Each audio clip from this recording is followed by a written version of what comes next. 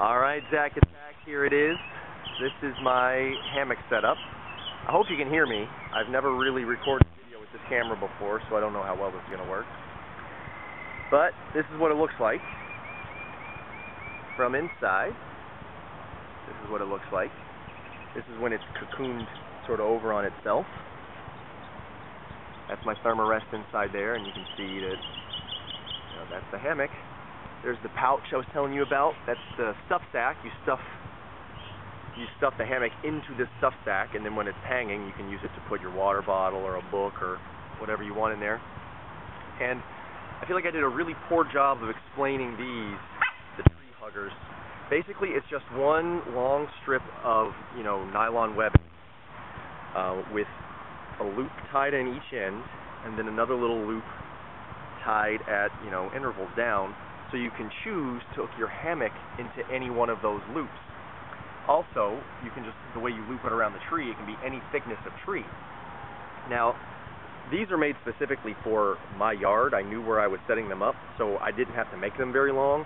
Yours would want to be longer than this because you might have a much thicker tree. But, like I said, the carabiner hooks into whichever one you want. You can make it as tight or as loose as you want. You usually want it pretty tight. And again, the ridge line is great for hanging stuff. So you end up with the line up here that runs all the way down your hammock, and you can hang, I'm sure you recognize this dirty old girl. And I hang a headlamp here, nice little adjustable light for reading. I've got another carabiner up here, so you can hang anything up here that you want. Your wet socks or wet clothing you can hang up here to dry as the night goes on. Anything you want.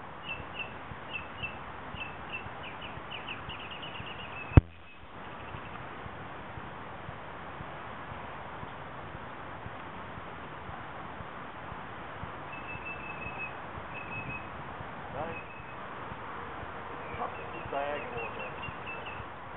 You can wrap yourself up in this nylon, and it actually keeps you surprisingly warm. Weight this down and give us a little bit of gear, throw it over, and it'll keep it over there pretty good. This keeps the rain off you brilliantly, and in the morning, you just lean over, turn on your stove, and you got breakfast cooked. Far enough away from the tarp, it's not going to burn anything. It's actually, the design of this tarp, slightly on the outside of the tarp anyway, so it's actually going up outside. Alright, Zach, I have the tarp off now. I'm going to show you how I set up my ridge line. I'm sure you already know these knots, but just for practice for myself, I'm going to show you how they're tied, especially the Siberian hitch. I just learned this knot pretty recently, and it's turning out to be a really, really useful knot. All of the knots that I use in my tarp setup, from both the ridge line and also the guy out points to the stakes, are all quick release knots.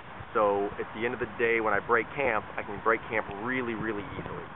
Alright, this is how I tie the Siberian hitch. Wrap the rope around the tree, wrap it around your fingers, bring your hand around, grab the loose end, and pull it tight.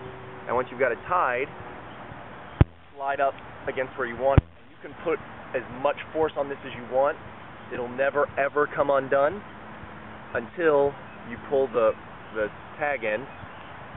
It comes undone just like that. Okay, so now that we've got our Siberian hitch tied on this side, we're going to run this down to the other end of the hammock, to the other tree, and tie a trucker's hitch. Alright, Zach, the tripod is very much in the way here, and I don't know if you can see this black cord. We're kind of backlit, but I'll do the best I can. So you bring the cord over, and I'm going to tie it on this little nub here because this piece of rope I have it doesn't happen to be long enough to wrap around the whole tree. So you wrap it around where you want it to go. You come back along the line a little bit, and you're going to tie just a little slip knot. You're going to twist it to make a loop.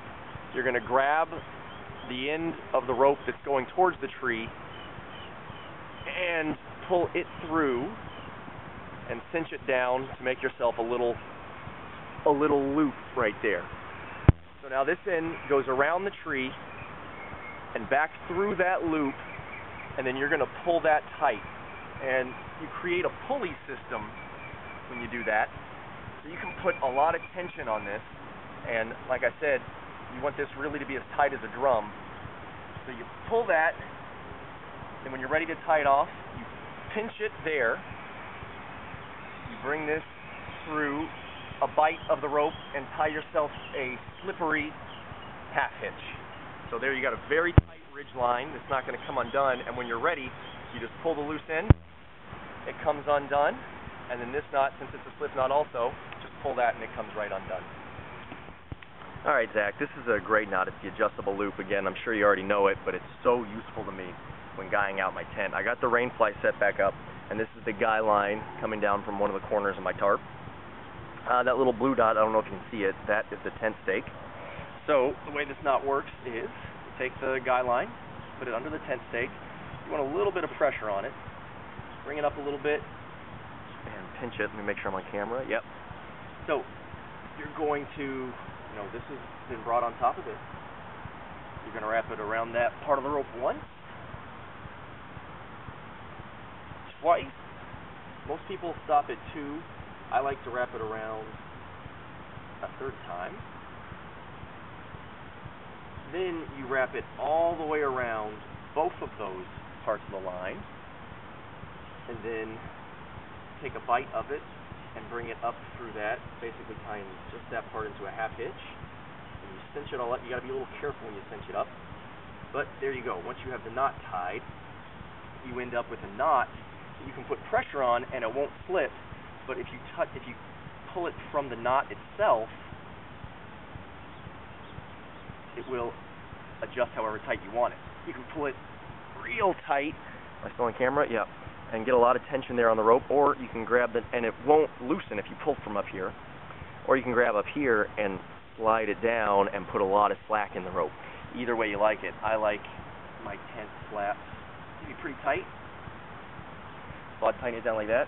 You got it nice and tight. And I almost forgot to mention, again, it's a quick release knot. Since you tied it with a bite, all you got to do is pull this line. All right, Zach, here's the same setup with my military surplus poncho as the tarp. I actually don't like this setup nearly as much. I like the idea of combining pieces of gear. I like the idea of one piece of gear doing 2 things for me. But if you look here, the edge of the poncho just barely reaches past the end of the hammock, and it's the same on the other end too. It just barely goes past the end of the hammock. So if it were raining, you'd want to really pitch your poncho really close to the hammock, because there's a lot less coverage. Even though there's not, it doesn't have that much less material, but there seems to be a lot less coverage using the poncho instead of the tarp. Alright, Zach, here's that tree hugger I was telling you about. Like I said, it's just a strip of 1-inch thick tubular webbing. You've got a loop on each end. The way you tie the loop, I did use water knots. You just fold it back on itself by 8 or 10 inches and tie a water knot in it. So you get this loop on the end. Then about every, I don't know, up to your personal preference, 6 to 8 inches. Mine aren't very exact. You take a bite in the rope, make a fold in it, and I need more room, but these 2 knots are in the way, but you make a fold in it, use that to tie a knot, and leaving a loop like this.